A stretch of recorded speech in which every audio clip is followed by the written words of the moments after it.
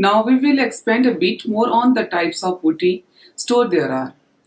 First and the most abundant are retail boutique stores. These stores collect clothing from a variety of brands and showcase them all under the same roof.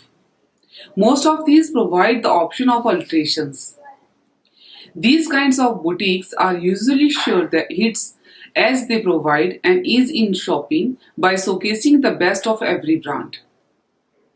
The next types of boutique, one that is gaining popularity fast these days, are custom boutiques. These usually ensure a constant stream of clients and are suited for those who have a very specific dressing style. If your work is good and satisfies the client, you are sure to gain a faithful customer. These types of boutiques, however, require creativity and astonishing amount of skill. You have to be detail oriented and precise in order to sustain it. The boutiques can also be divided on the basis of the clients they serve. Boutiques may exclusively serve women or men or children. The most popular of these, at least in India, are boutiques that only sell female attires. So, if you open such a boutique, you are certain to get business. Your type of boutique may depend entirely on your interest and what kind of garment you are comfortable making. You may open a boutique that sells only bridal wear or ethnic garments, or one that sells only Western clothing. Further, if you are going to set up a boutique in a tourist town known for a specific location or a fabric, you can open a souvenir boutique. Your next concern in opening a boutique business would be financial. How much money does it take to open a boutique? This question has no clear answer, as it depends entirely on the type of boutique and the where you are opening it and how much you are willing to invest on interiors, etc. However, even if you are low on money, it is still not impossible to open a boutique. For starters, your only requirements are a sewing machine, sewing supplies, and a client. You might take orders from your home when you are just starting out. Everything aside, your ultimate goal is to provide tasteful clothing to your clients, and you can do that however you think is possible.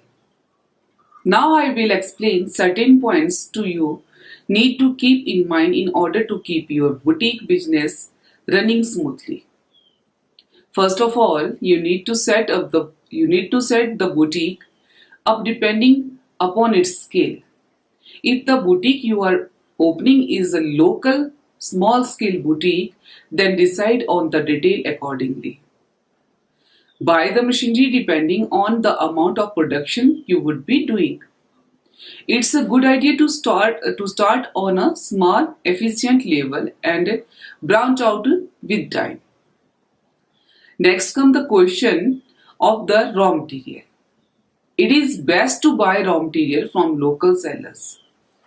That way, you can inspect the quality of the material yourself and return it if you find any deficiency. Buying from local sellers also reduces the cost of transportation. The risk involved is clearly less when you buy raw material from local markets. They are also cheaper. However, if a certain area is famous for a kind of material, you can also order it from there. For example, the silk markets in South are famous for their high quality silk. So ordering is in bulk from there is a good idea. While buying the material, you need to keep an eye for aesthetic. Sometimes a certain type of fabric comes into trend and all the shops start selling garments made out it. You have the option of going with the flow or you can decide on something more original. The quality of the final products depends entirely on your skill as an artist. You need to have a good fashion taste and try to create original pieces. Also keep the person the garment is being prepared for while buying the fabric. Would the color, pattern and texture go along with their figure and appearance? Dress people to bring out the best in them. The fabric requirement will also vary depending upon the type of boutique you are operation. If the boutique caters only to female, you might need a wide variety of cottons, silk, velvets and georgettes. If the boutique serve men, then you will need material like canvas and tweed.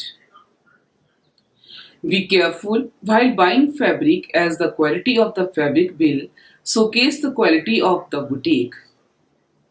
Take into account how much you will get paid for the piece once finished and try to find the balance between quality and cost. Our next concern is machinery.